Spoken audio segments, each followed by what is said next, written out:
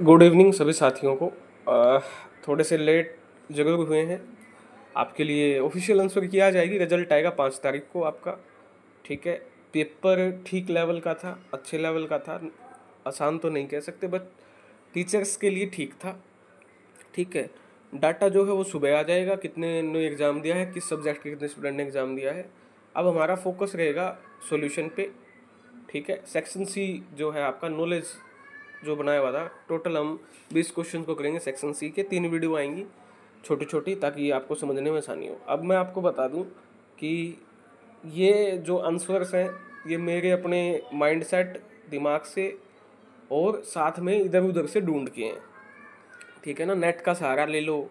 ठीक है ना, नेट का मदद से, या कोई बुक है प्रीवियस ईयर वहाँ से कुछ मुझे लगा कि है, जैसे कुछ मैं बताऊँगा आपको, तो वहाँ से है ये मदद लेके। तो ये एग्जैक्ट आपके आंसर नहीं हो सकते, मोस्टली एग्जैक्ट होंगे।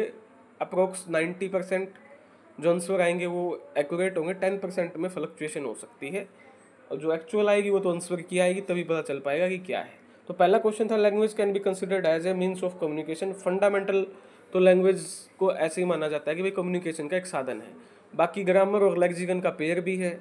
ठीक है, थर्ड तो बिल्कुल नहीं आएगा, और फोर्थ का भी मुझे वो नहीं है, लेकिन जहाँ तक मैंने इसको कोशिश की तो फर्स्ट मोस्ट अप्रोप्रिएट आंसर इसका होना चाहिए 41 का।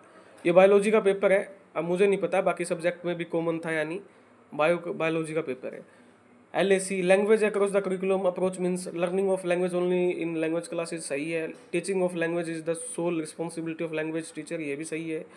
Language learning should occur in both language classroom and other subject classroom, ये भी सही है। तो मेरे हिसाब से इसका ऑप्शन नंबर 4 आना चाहिए। Which the following is not ओकेस्ट good question in multiple choice test. अगर आप मल्टीपल चॉइस टेस्ट ले रहे हो तो इनमें से गुड क्वेश्चन है कौन सा कैरेक्टरिस्टिक नहीं है। Difficult vocabulary, clearly stated stem, distractor are irrelevant. ठीक है, ये तो ठीक है, डिस्ट्रैक्टर जो हो इरेलीवेंट होते ही हैं। तो पता नहीं अब इसमें से क्या आएगा, मुझे इसका मतलब मिला नहीं ना, मैं खुद भी मेरा हो सकता है गलत है। ठीक है ना, तो मैं तो इसमें डिफ़िकल्ट वोकेबलरी करके आया हूँ, बाकी देखते हैं क्या होगा इसका।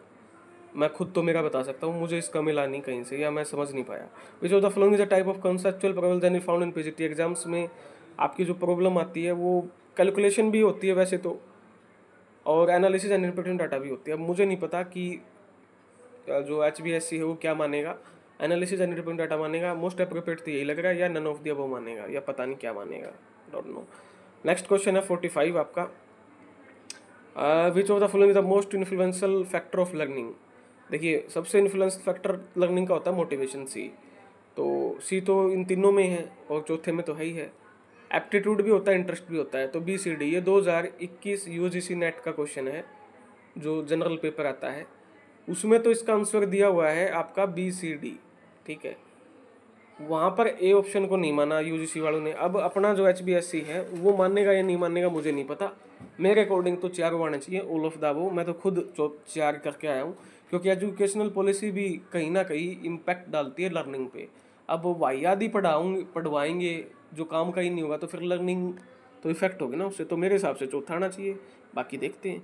The major objective of education, major objective तो क्या है, रिफॉर्म करना सोसाइटी को। ठीक है, लेकिन साथ में डेवलप इनेट क्वालिटी और एबिलिटी ऑफ स्टूडेंट भी करती है, स्टूडेंट को डिसिप्लिन भी बनाती है। अब देखते हैं आंसर क्या आएगा।